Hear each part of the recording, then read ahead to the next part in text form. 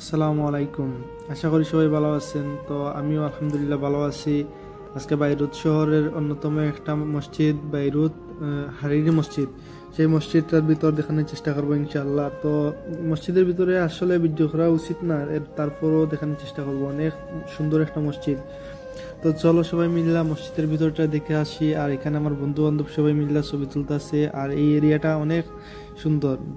এটা হচ্ছে মসজিদুল হারিরির ভিতরে যে অজুখানা বলে, এই অজুখানার ভিতর অনেক সুন্দর দেখতে। তো আপনারাও দেখেন, ইনশাল্লাহ ভালো লাগবে। অনেক সুন্দর একটা মসজিদ, অনেক সুন্দর এই জায়গাটা। তো আস্তে আস্তে আমি আগাইতেছি সিঁড়ির দিকে। আমার বড় ভাই একটা গেছে সামনে, ওইদিকে সিঁড়ি উপরে উঠতে হয় আর কি। উপরে মসজিদ আর নিচে হচ্ছে গিয়া অজুখানা।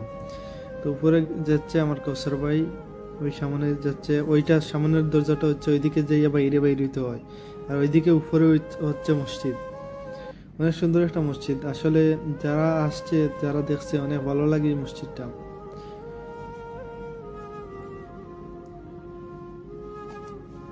আশা করি লেবাননে যারা আছেন ইনশাআল্লাহ সবাই ঈদের নামাজ ওই মসজিদে পড়ে, এবং কি মসজিদের ভিতরটা দেখেন, অনেক সুন্দর একটা মসজিদ। তো মসজিদের ভিতরে বসলে আসলে কলিজাটা ঠান্ডা হয়ে যায়, মন ভরে, সবসময় মন চায় এই মসজিদের ভিতরে বসে থাকার জন্য। জানি না মসজিদটা খেয়ে আসছেন এবং খেয়ে গেছেন, মসজিদটা অনেক ভালো লাগে। যারা আসছেন অবশ্যই জানেন যে এই মসজিদে বসলে কতটুকু ভালো লাগে। তো আশা করি সবাই দেখছেন, ভালো লাগছে ইনশাল্লাহ। আর ভিডিওটা লাইক কমেন্ট শেয়ার করি আমারে অন্য একটা মসজিদ বা অন্য একটা এরিয়া দেখানোর মতো উৎসাহ দান করব। আপনার একটা লাইক, একটা কমেন্টে আমারে আপনার একটা ভিডিও করার মতো উৎসাহ দেয়। আশা করি এই ব্লগটা দেখবা ইনশাল্লাহ। আর লাইক কমেন্ট শেয়ার করি, পাশে থাকবা অন্য একটা ব্লগের সাথে দেখার জন্য। আসসালামু আলাইকুম, পরবর্তীতে দেখা হবে।